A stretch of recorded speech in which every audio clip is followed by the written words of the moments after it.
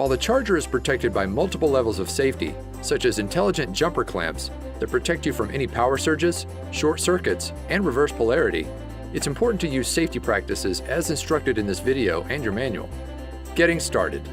Make sure you fully charge the device when you first receive it, so it's ready for an emergency. Don't use the device to jumpstart a vehicle if the charge is less than 20%. When there is an emergency, turn on your device using the main power switch on the side of the Beatit charger. Clamps next. Attach the clamps to the vehicle's battery. The red clamp should connect to the positive terminal, and the black clamp should connect to the negative terminal. Once the clamps are connected to the car, plug the clamps into the battery pack. Startup. Now simply start your vehicle and remove the clamps immediately.